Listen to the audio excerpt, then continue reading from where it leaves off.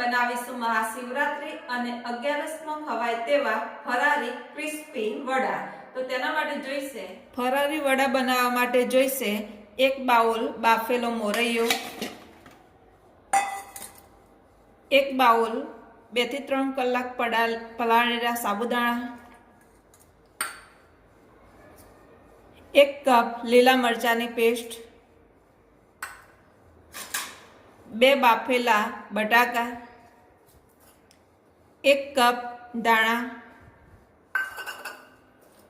1 cup ફરારી લોટ, સ્વાદ મુજબ ફરારી મીઠું,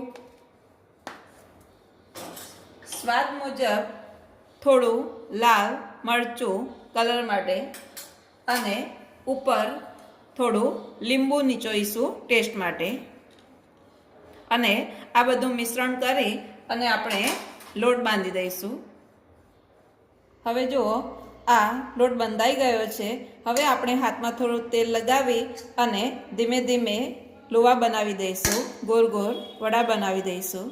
જુઓ આવી રીતે બધા જ વડા આપણે તૈયાર કરીશું।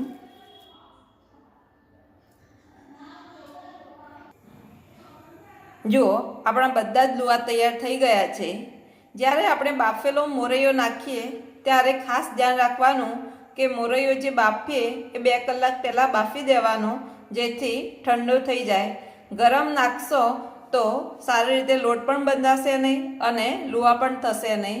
અથવા તમે જો બપોરે બનાવ્યો હોય મોરૈયો તો એનો પણ ઉપયોગ કરી શકો છો, જેથી વેસ્ટમાંથી બેસ્ટ આઈટમ તૈયાર થશે। હવે આપણે તળવા માટે તેલ તૈયાર કરીશું। જુઓ આપણે દીધું છે। હવે ગરમ થશે ત્યારે આપણે અંદર જે તૈયાર કરેલા લુવા નાખીશું। જુઓ તેલ આપણું એકદમ ગરમ થઈ ગયું છે। જો તેલ ગરમ નહીં થયું હોય તો આપણે જે વડા નાખીશું એ છૂટા પડી જશે અને અંદર તેલ ભરાઈ જશે। એટલા માટે જોઈ શકો છો કે અંદરથી વરાળ આવે છે, એટલે પછી આપણે ધીમા તાપે ગેસ ધીમો કરી દઈશું અને ધીમેથી વડા નાખીશું અને ધીમે ધીમે આપણે વડા તળીશું। હવે આપણે ગેસની ફ્લેમ થોડી હાઈ કરી દઈશું। એક પછી એક વડા આપણે આવી રીતે નાખીશું।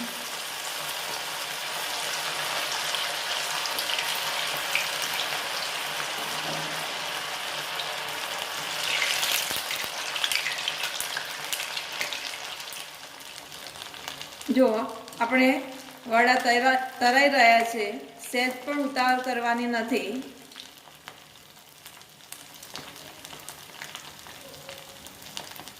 ગેસની ફ્લેમ હાઈ રાખવાની છે, બહુ ધીમી નહીં રાખવાની, નહીંતર બધા જ વડા અલગ પડી જશે। હવે જુઓ વડાનો કલર ધીમે ધીમે ચેન્જ થવા લાગ્યો છે, બ્રાઉન કલરના વડા થવા લાગ્યા છે, પરંતુ હજુ પણ થોડા બાકી છે। હજુ પણ થોડો કલર ચેન્જ થાય પછી જ આપણે વડાને બહાર કાઢીશું। જુઓ આપણા એકદમ ક્રિસ્પી વડા તૈયાર થઈ ગયા છે। આની સાથે તમે દાણા અને સિંગદાણાની ચટણી પણ બનાવી શકો છો અને ઉપવાસમાં ખાઈ શકો છો। જો એકદમ ક્રિસ્પી સરસ મજાના વડા તૈયાર થઈ ગયા છે। ફરારી વડા સાથેની ચટણીની રેસીપી જોવા માટે ચેનલને સબસ્ક્રાઈબ કરો। Thank you.